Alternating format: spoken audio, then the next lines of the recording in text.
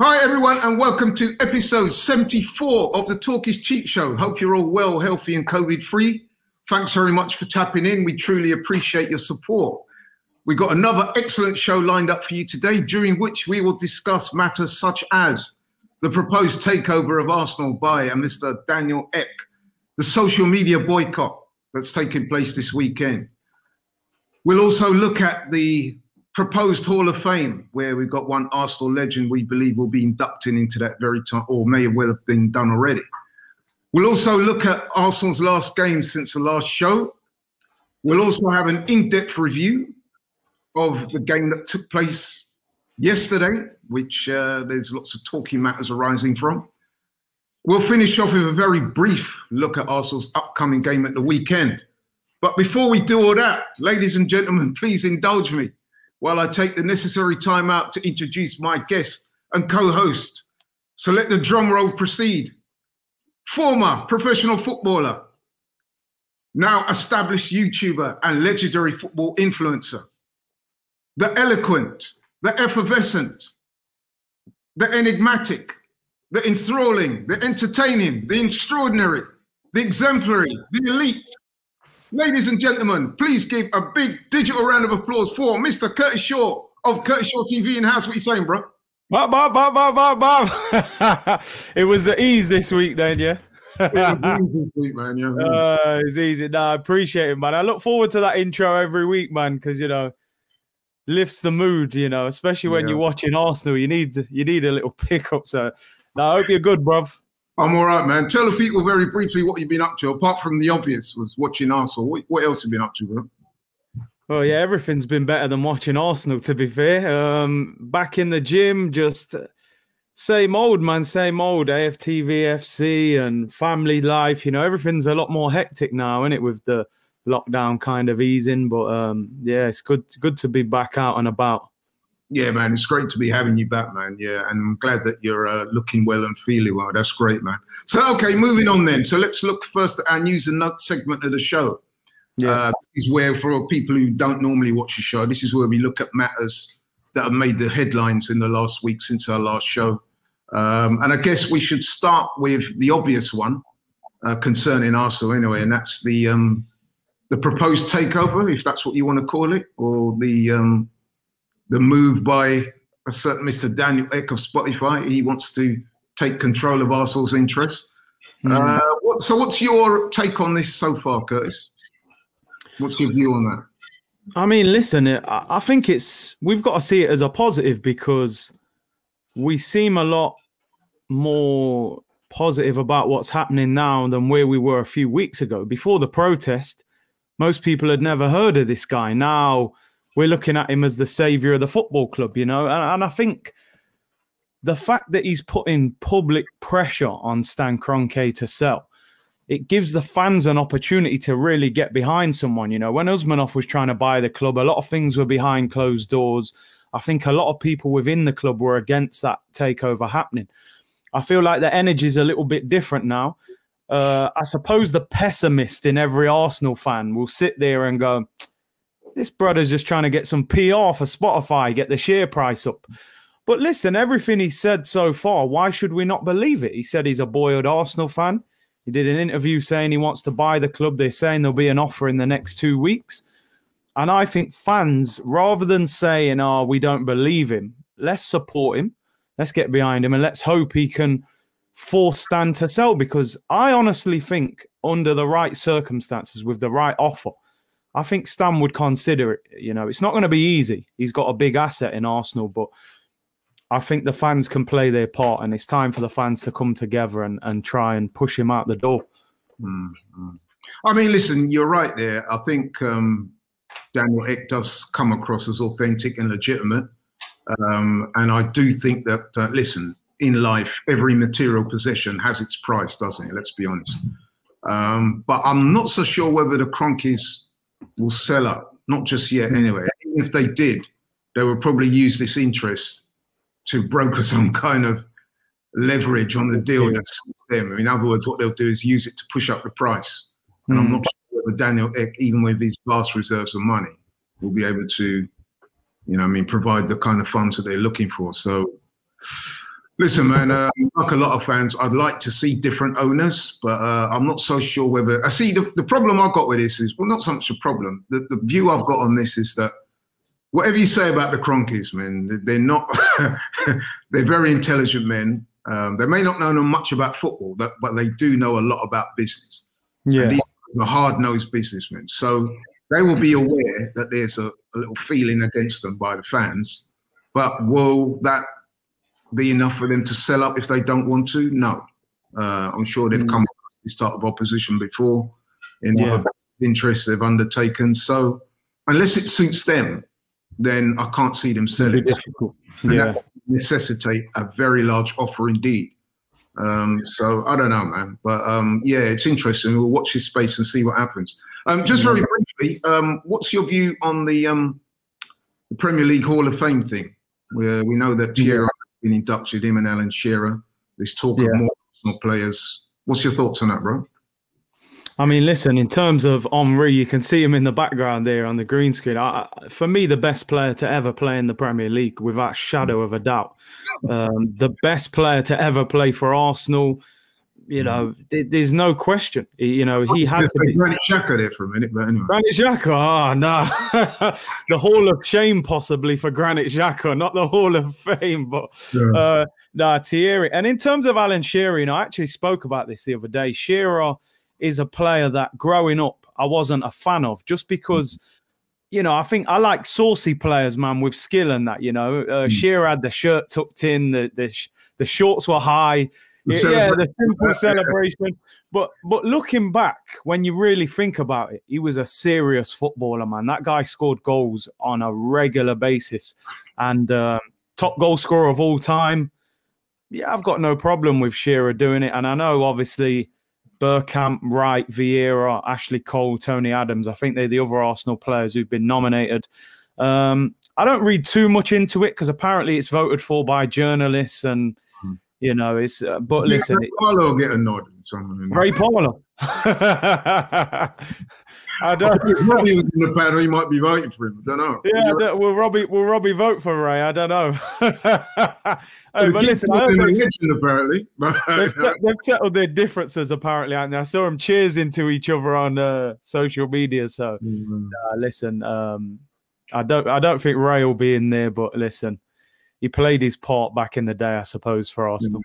Some would argue he's playing his part now. But anyway, listen, we won't delve quick little jab there before moving on. Okay. Yeah, I was also going to ask you, bro, about the proposed social media boycott going on this weekend. Actually, it's not proposed. It is going to go ahead.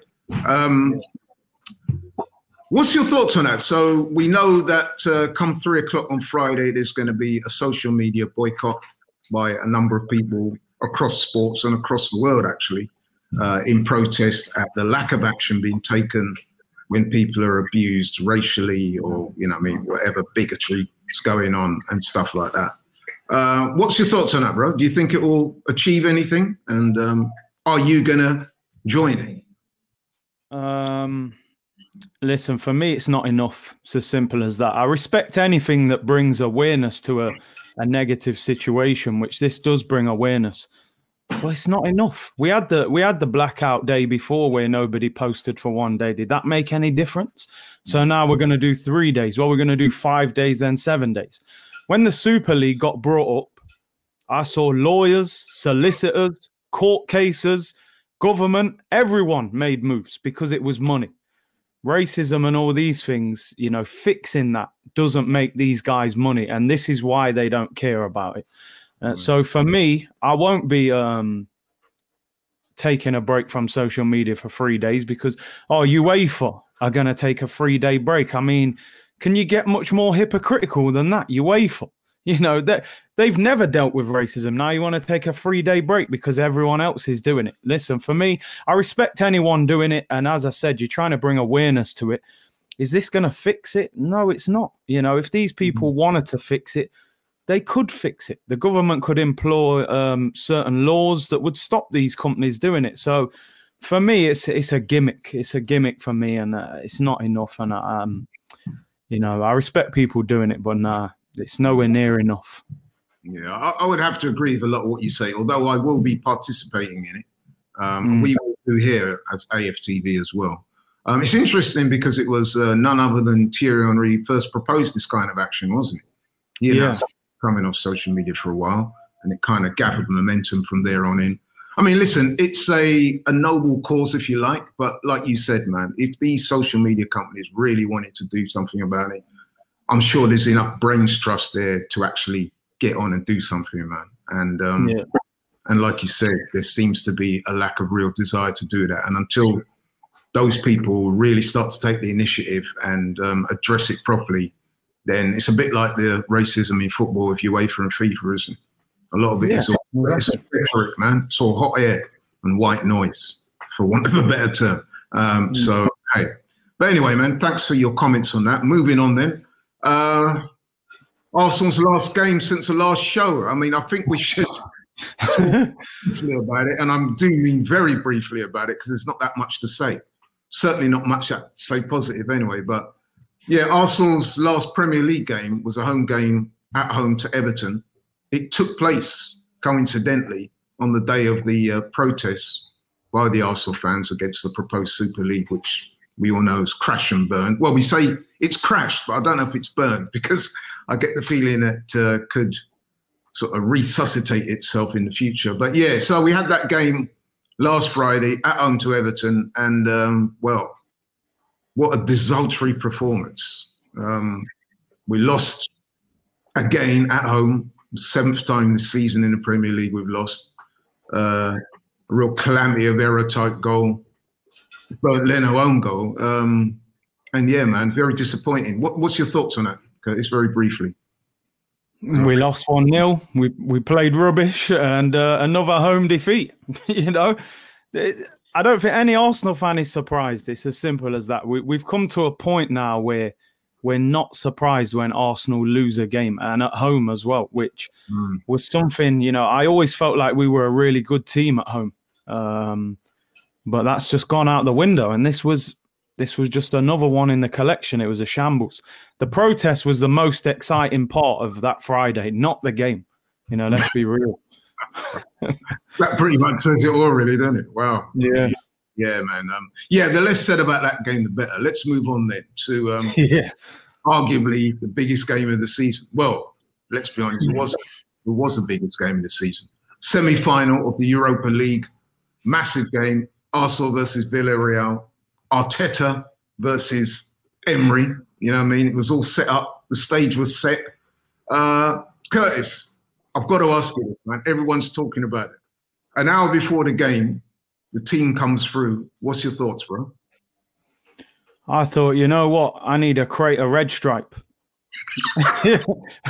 I need 4 large lagers, mate, because I don't know what I'm seeing. I had to wipe my eyes. I said, hold on, what am I seeing here? I couldn't believe it. And the worst thing is, Laurie, right? I see the team and Arsenal tweeted, Pepe leads the line. So I'm thinking, Pepe up front. Okay, apparently he did play up front a few times when he was in France and did all right. So I'm thinking, all right, I'm convincing myself that this can work. I'm trying to be positive. And then I watch the game. Obviously, I'm not going to get too far into the game. And I see Emile Smith-Rowe up front and Pepe on the wing. And I'm like, this guy thinks he's Pep Guardiola. He's just seen Pep playing Foden up front. So he's going to tell you what, I'll play Smith-Rowe up front. But the problem is, Arsenal are not Manchester City, and Mikel Arteta is no Pep Guardiola. And that is the difference. So in terms of the team, yeah, the less said about that starting lineup, the better. I mean, listen, bro, I was flabbergasted when I saw that. I mean, we was at the watch-along. Shout out to everybody here at the watch-along yesterday. And when the team news come through and we started hearing about false 9 and all that, like I was thinking, rah, this man has been watching Man City, Pep, and thinking, yeah, I can do that with Arsenal. And I'm thinking, listen, that's all right for Pep. He's got the likes of Kevin De Bruyne in midfield and Foden and Silva and guys like that. And, you know what I mean? And Mahrez and guys like that. Scoring goals regularly, you know what I mean? We do not have that luxury. What are you doing, bro? You know what I mean? And not only that, you go and play that formation and that team in the biggest game of the season when realistically you haven't had a chance to test that out, because he didn't try it against Everton, did he? So no. I just could not believe it. And it just smacked to me of somebody just trying to be too clever, man, trying to be too smart for his own good. But anyway, we'll go on to that more. But what about Arteta? What did you think of him persisting with Granit Xhaka at left back when he was going to be coming up against guys like Chukwueze and people like that who were, and Foyth, you know, guys who have got speed? What was your thoughts on that one, bro? Absolute shambles, Laurie. Honestly, I don't know what to say with it. And the worst thing is, he says after the game that, oh, Xhaka played well there against Slavia Prague. That's got nothing to do with this game. You're playing a different team. Chukwueze is probably their quickest attacking player, and Foyth was like a reborn Dani Alves. You know, I don't know where all that pace came from. And you know what? I kind of felt pace in comparison to, you know what I mean? Listen, I couldn't think if I was racing against an 80-year-old woman, I'd look like Usain Bolt. Yeah, yeah. And that's what Granit Xhaka was, the 80-year-old woman yesterday. So, now, do you know what? I actually felt a bit sorry for Xhaka. I think he tried his best. He was stitched up by the manager. I said to you after the game, I said, looking at the bench, I think we had a better back four on the bench than on the pitch. We had a back four on the bench of Cedric, Gabriel, David Luiz and Bellerin. Now, Bellerin, you wouldn't have wanted him. But I think Cedric, Gabriel and David Luiz, those three are better than the players that were on the pitch. I mean, Holding and Pablo Mari, I thought were awful. You know, I thought they were miles off it. Chambers at right back, to me, just looks like a centre-back trying to do a job at right back. And then you've got Granit Xhaka, a midfielder. You know, it was... I came out of that game, probably the players I gave credit to was Pepe, I thought. You know, I think Pepe, you could argue he almost saved Mikel Arteta's job yesterday. Because I think if that goes to 3-0, the game's over and we're out. And I think Leno deserves credit. I'd say he saved his bacon. I don't think he saved his job. Maybe not his job, yeah. He's going to keep his job anyway, which would explain his sort of support for the Cronkies during the week. But anyway, we won't go into that too much. I would ask you, though, while we're on the topic of team selection, what has Gabriel Martinelli done wrong to Mikel Arteta? Because I can't work it out why this guy can't seem to get a start. I mean, listen, for me, Martinelli is one of the best young players at the football club. I would go as far to say, I think with the right development, I think Martinelli can become a superstar. I think he's a fantastic player. I watched Villarreal at the weekend, and their weakness was their middle of their defence lacked pace, in my opinion. And Martinelli, for me, should have played up front. He should have started up front. Obviously, Lacazette wasn't fit enough to be in the squad. Aubameyang obviously still hasn't fully recovered. So I understood those not playing. It should have been Martinelli through the middle. He can press. He looks for a goal. He's quick. I don't know what this guy's done. You know, he signed a new contract in the summer, so you're thinking, right, he's obviously in the plans. He's going to get game time, and he hardly gets a kick. And then Mikel Arteta comes out and said, oh, it's my fault he's not playing. Well, why don't you play him then? Why don't you play him? You know, I didn't speak to a single fan before or after the game that didn't hold a similar view. And if you look at the attributes that Martinelli brings to the table, surely this was a perfect game for him to play. He's got pace. He's got the energy. You know what I mean? He likes to get amongst things. He presses high. You know what I mean? I thought those qualities and attributes would have been exactly what is required in a game like this, which was always going to be tight, let's be honest. You know, we knew that... we know that Unai Emery, say what you want about him, but he's done very well in this competition. He is a good tactical person.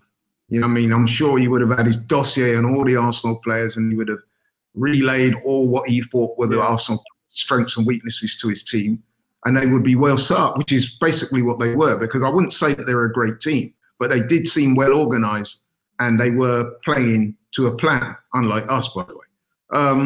But anyway, so I would have thought that, you know, Gabriel Martinelli, that's a no-brainer for me. So, I mean, this false number 9, Martinelli not playing, I just couldn't get my head around that. Okay, then, so like like me, you was exasperated at the team selection and the tactics. Well, I don't. What were our tactics, by the way? What were they? Because I can't really tell you. All I saw was Callum Chambers. What are we doing? All I saw was Callum Chambers putting high crosses in, and we've got no striker there to head it. It was like, it was painful to watch. It was painful. And of course, typical Arsenal, massive game, and we get off to the most woeful of starts. Concede a goal after 5 minutes. I mean, the guy, they just literally carved a hole right through the defence, and the guy takes a shot. No one challenges him or nothing. We're a goal behind after 5 minutes. You think, what the hell is going on? So then you're thinking, okay, settle down. You know what I mean? It's a bad start, but don't worry, man. These guys, you know what I mean, are going to take the ball by the horns and get better. Yeah. So 29th minute, ball across the box. Guy's unmarked, sticks it in. You know what I mean? I'm looking at the other people in the room thinking, what the hell is going on? And this is like on the half-hour mark, basically, with 2-0 down. Dani Ceballos, what are we going to say about him, man? I mean, he has been really disappointing. And I've got to say this as well. I mean, I, like you, would have seen those comments that were attributed to him before the game about him saying, you know, his game is more suited to La Liga than it is to the Premier League. I don't know. Some people are defending the remark and saying, well, maybe he was talking about this specific game, meaning that against Spanish opposition. I don't know, but I thought that those remarks were very inappropriate and uncalled for and out of context, really. And I must admit, if I'd have been the manager, I'd have been in my office and said, what the hell are you talking about? I might have been benched him just for that. But anyway, he plays. He has an absolute shocker. And indeed, at half-time, to a man in the watch-along, we were all saying he's got to make some changes because we were that poor. And can I tell you that the one change that pretty much everybody was universally agreed upon was that Dani Ceballos should be hooked at half-time. To the extent where we was absolutely shocked when he came out for the second half, particularly when you think that he'd been on a yellow card and he'd already made a rash tackles. You know, he's got this kind of headless chicken sort of aspect about his play sometimes. And then what does he do? 57 minutes or whatever into the game, he gets himself sent off. So now we're 2-0 down and down to 10 men. I mean, bloody hell, what can you say about that? I mean, do you know what? I look at that Ceballos situation yesterday. I blame it 100% on the manager because number one, Dani Ceballos has not played well this season. He's made big mistakes this season. I think the whole fan base looks at Ceballos now and thinks there's no way we want to sign him from Madrid. We've all given up on Ceballos. So, number one, you're playing him centre mid in the biggest game of the season. In midfield, he's having a shocker. Arteta does the usual at half-time, which is absolutely nothing. And then he brings him out, and within 5 minutes of the second half, he clips the guy, and I'm sitting there going, that's a red card, he's off. And the referee actually lets him off with the first one. And I'm like, oh my days, that's a blatant yellow card. So I'm thinking now, if you're Arteta, surely I'm telling someone behind me now, you're on right now. Take your top off, you're on. And this guy sits there, oh no, we'll just carry on, carry on. 5 minutes later, he does it again, sent off, and Arteta's throwing arms up on the touchline, this, that, the other. Bro, that's your fault. That's your fault. We all know what Dani Ceballos is. So why are you acting like, oh, I'm so shocked at what he's done? And the crazy thing about Dani Ceballos and Arsenal, we actually played better with 10 men than with him on the pitch. What does that tell you about him? I mean, we're probably actually glad that he's suspended for next week, so he can't ruin it. But, I mean, I don't want to just pinpoint him because there are 6 or 7 other players who were just as bad as him. But the red card was just the cherry on the cake. I wouldn't have even flown him back to London. I would have just left him over there and said, don't bother. You want to play in Spain, just stay over here, mate. So, yeah, since you like Spain, I'll tell you what, it's all right, mate. Yeah, we've ripped up your return ticket. You can stay here. Yeah, man. No, it was woeful. And like you hinted to there, we don't want to blame him completely, but, real comedy of errors. And like you said, at what point do we stop blaming Ceballos and say, listen, it's probably not even his fault. He just does what is on the tin. It's the manager's fault for selecting in a game like this. But, okay, then. So, like I said, we're 2-0 down.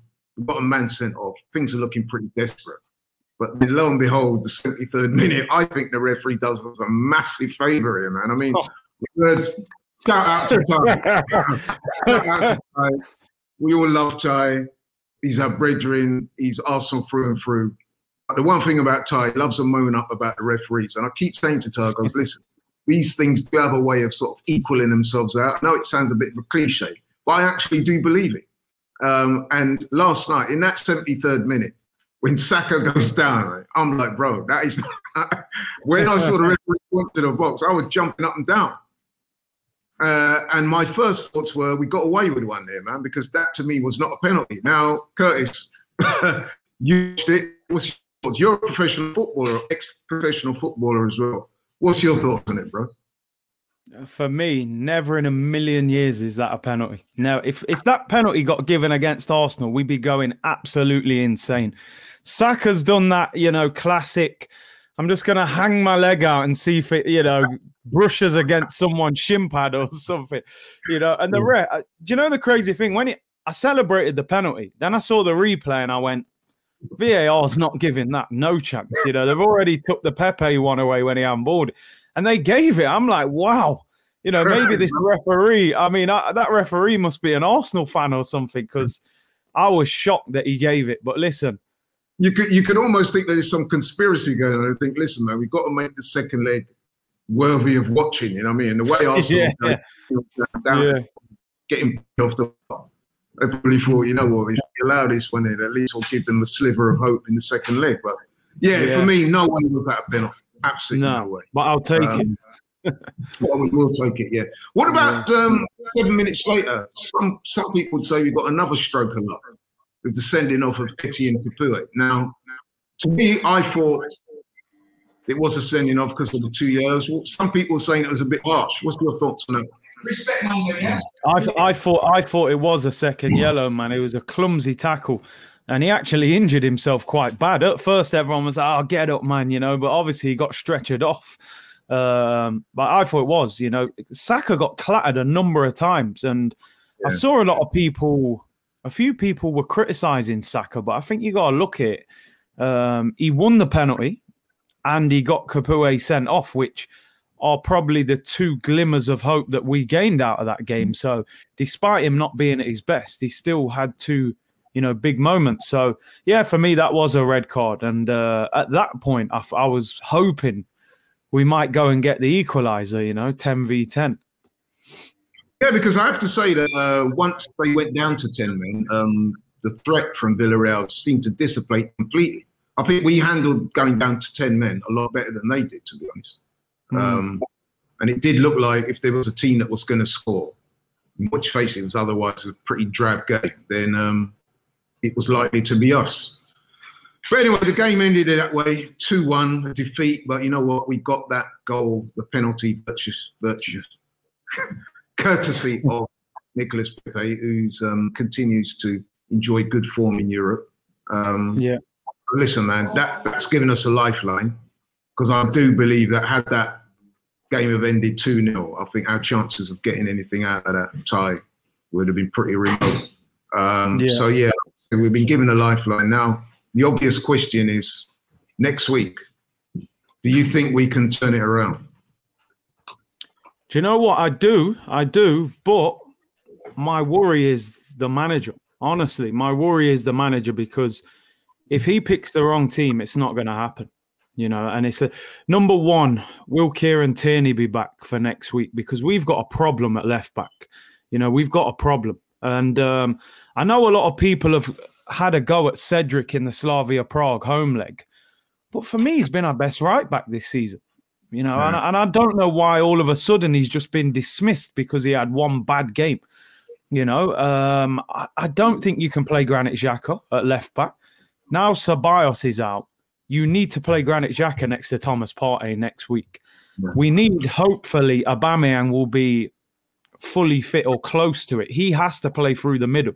For me, this Smith Rowe and Odegaard thing didn't work. You know, Odegaard didn't look fit. He's been out for weeks. He comes in and starts. Play one of them in the number 10 role and play two wingers. For me, Saka and Pepe next week out wide. Two people who can run. Aubameyang up front. Smith Rowe or Odegaard in the 10. I would actually, depending on how fit David Luiz is, I'd take both the centre-backs out as well. You know, I think Holding and Pablo Mari were poor yesterday. And I honestly don't think Holding, players I don't think they're good enough to play on a regular basis for us. I would rather see Gabriel and David Luiz at centre-back. Yeah, I've been saying that for a while. To me, that's our best pairing as well. And it's interesting because prior to the game, when the team came out, I actually said to a few of the guys here, I said, could you have foreseen, like, us getting to, before the start of the season anyway, where you get to a game of this magnitude and you've got guys like Callum Chambers at right back and Holding in the centre of midfield, captaining the team as well. And everyone said to a man, they said, no chance. So is that a reflection of our season, the fact that not only are those two guys figuring, but their starting game, one of them's captain. So, yeah, man. But you know what? I mean, listen, I have to say I wasn't overly impressed by Villarreal. So I'm hoping against hope that us being at home, and I say that with some trepidation because our home form recently has been dreadful. You're talking about a team that couldn't beat Fulham at home, that lost to Everton, that got beaten recently by a very average Olympiacos team. So you have to look at it and say, well, although we're at home, we're not like automatic favourites to go through. And I've also been doing some checking up. Villarreal's form away from home in this competition has actually been quite good. And then when they've been in a position of going into that second leg in front, they haven't lost. So, you know what I mean? We're up against it. Yeah. And I'm trying to see some positives, but it's kind of hard right now. I mean, listen, Aubameyang came on, and in that brief time that he was on, he created a very good chance, courtesy of a very good through ball by Partey, through to Aubameyang. His first touch was good, put him in on goal, but then, as we've seen with Aubameyang, luck's not going his way. He slipped. He was about to hit the shot. But, you know, hey, man. Listen, for me, just briefly, I think, listen, these players and this manager, they've got to pull out a performance. You know, a whole season is riding on that game. And like you said, for me, Villarreal are better than Slavia Prague, but they're no world beaters. You know, I didn't see much in their team that really worried me. We were terrible. They played quite well. And we've come out only with a 2-1 defeat, you know. And I look at that and I think if we play well at home, I think we've got to score the first goal. You know, and a big thing what a lot of people haven't really spoken about is that Unai Emery panicked at half-time. He brought on Coquelin and took off Alcazar, was it the striker? You know, so it was almost as if he said, 2-0, shut up shop, let's go home. Which is probably why Unai Emery got sacked from Arsenal, because at times he puts the handbrake on for no reason. So, listen, for me... He put the handbrake on, but he wasn't counting on the referee giving us penalties. No, he wasn't. I think that referee was probably our best player yesterday. Yeah, we owe him a big drink, man. Yeah, we owe him a brown envelope. We can owe a lot to that guy there, because I'm telling you, that was a penalty. And it came at a time when we were looking desperate. You know what I mean? So, that's, like I said, that's thrown us a lifeline. I'm hoping against hope that the manager can galvanise the players, pick the right team. We go again on Thursday and we get the result we need. But I wouldn't bet my mortgage on it, bro. I wouldn't bet your mortgage on it.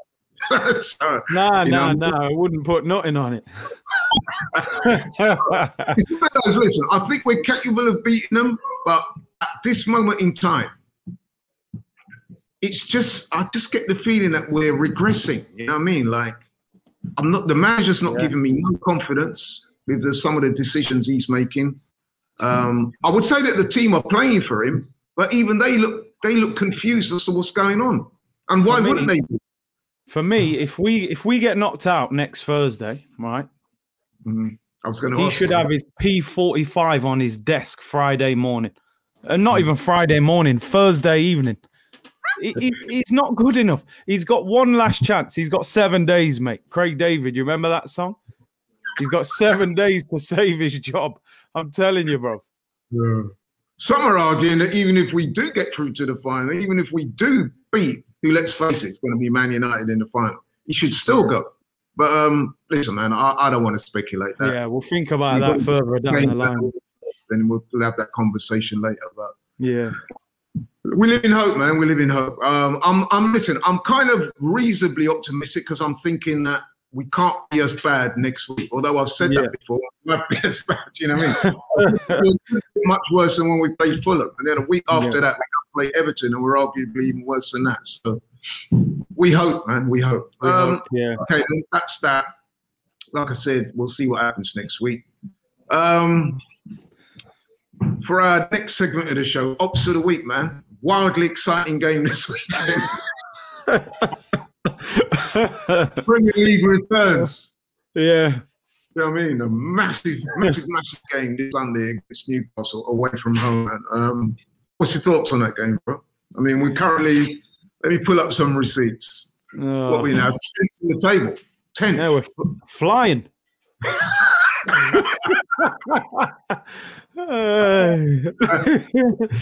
The ultimate mid-table side, 10. 46 points, played 33 games, man. Won 13, drawn 7, lost 13. Wow, man. 7-0 defeats have come at home as well. Just the process, eh? Yeah, I can remember the days when the Emirates was seen as a bit of a fortress. Not this season. No. But we are up against a team that's doing worse than us. Newcastle, they're currently 16th. They've got 36 points. We're in a bit of relegation problem. I reckon, I'm not sure if they'll get relegated now, but they probably still do need points to make sure they're in it. So I would imagine their motivation is going to be slightly higher than ours is. And of course, we're going to have guys in that team on Sunday, regardless of what team the manager does pick, who are probably going to be worried about being injured for that second game against Villarreal. So I'm holding up too much hope with this one, man. What do you reckon? I would pick a very weakened team for this. Part A players like that, I wouldn't have him. I wouldn't even send him up there. I want to give some of the young players a chance. I'd love to see Balogun, Martinelli, players like that given an opportunity to play. This young guy Aziz, people talking about him quite highly in midfield. Give him a run. Give these guys a chance. There's relatively nothing riding on this game for Arsenal. We're not going to make Europe through the Premier League. It's more about protecting players for Thursday. So I think this will be one of the... Because I think you can incur the wrath of the Premier League if you play what's termed a weakened side. And put too many of the young guys in there. Some of the teams at the lower echelons of the Premier League might have a few things to say. I would imagine Sam Allardyce will. Yeah. People like that, he'll have a few things to say. So, yeah, it's kind of difficult. I mean, like I said, he's going to have some of those players that are likely to figure on Thursday will play on Sunday. Now, what type of performance are they going to put in when next week, Thursday, is the biggest game of the season? I don't know, man. It's a bit of a conundrum for a minute. I mean, some would argue he played a weakened side yesterday. It's Villarreal.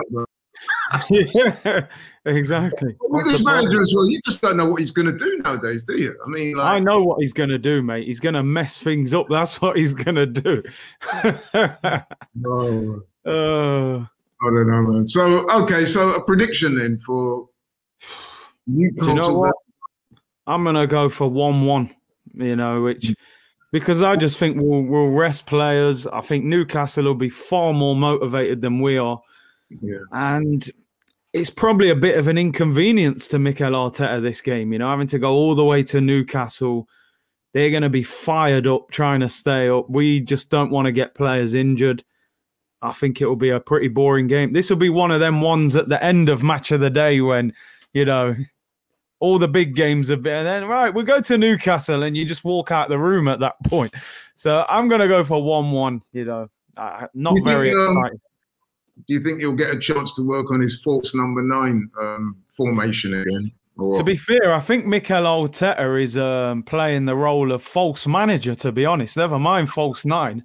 You know what I mean? Oh, my days. Yeah. Smith Rowe. We're going to the end of the show. Give us something positive to finish on, man, because... what can we think? I mean, it's sunny today. That's one good thing, isn't it? A bit of sunshine. No, listen. I always say in football, a lot can change in a week. Hopefully we'll be sitting here next week. We've beaten Villarreal. Aubameyang's bagged the winner, and he's picked the right team, and we're planning a final against Man United. You know, listen. The one thing I would say, I don't think Villarreal are any world beaters. If we play well next Thursday, I think they're there to be beaten, and it's down to the players. I think it's incredible we've even got a chance, because Villarreal should have finished us off, but we're still in it. We've got some of our better players coming back, and we just got to believe, man. We got to believe we can beat them next week, and I think we can. Someone said to me, "Can't be a good manager, be a lucky manager," and I think that's a great way to finish. Because I'll be honest with you, mate, and I'm being like 100 here. When we were 2-0 down and the man sent off, I honestly thought that was curtains. And like I said, I honestly believe that the referee, he threw us a lifeline. Pepe converted that penalty. And the fact that Villarreal had chances to finish us off. Shout out to Bert Leno, by the way. He made a couple of really good saves yesterday. He did, yeah. He did. I mean, it was critical of him in previous weeks, but he played his part. And the referee played his part. Pepe tucked the penalty away, and I think that moment, we might look back next week on that moment and say that is probably the moment where we came through. Because I do think we do have a chance, but it's riding on next week, and yeah, man, that's the most positive I can really be. Because even looking ahead, if we do get through Villarreal, and obviously that's an if, then it looks very much like we're playing Man United. And I have to say, the way they're playing right now, that is going to be a tall order for us to... Very big, yeah. I'm sort of seeing shades of that Europa League final when we got humiliated by Chelsea, possibly looming again if we get there. Play Man United, and they're in the type of goal-scoring form that they were in yesterday. But anyway, that's a long way off. First, we've got to deal with Newcastle, then we've got to deal with Villarreal next week, man. So yeah, man. Anyway, bro, we're coming to the end of the show, and as always, I thank you very much for coming on and gracing us with your presence and providing us with your honest and forthright opinions as normal. As I always do, bro, I always give you the chance to tell people where they can find you on social media, because I know you're out there and you've got a big presence. So tell the people, bro. I'm out there, man. Curtis Shaw TV, daily uploads, daily streams, usually just ranting about the manager, to be honest. But no, I'm there, man. But no, big up for having me on as always, Laurie. Okay, no worries, bro. It's a pleasure as always. To all the people watching, man, please like, share, subscribe. Please also send us in your comments and your messages. I mean, what did you think of the performance yesterday? What do you think of Arteta at the moment and the way he's managing, or lack thereof, of the team? You know, what do you think? Do you think if we get to, I mean, listen, there's a school of thought suggesting that even if we do get to the final, and even if we did win the Europa League, a lot of people say they still want him out because they don't see a good future with this guy in charge. Now, you know what I mean? I'll be very interested to hear what the people out there got to say about that. But listen, man, thanks to you, Curtis. Thanks for everyone for tapping in. Keep yourselves healthy, safe, and COVID-free. And we look forward to having you again next week. Take care. We're out.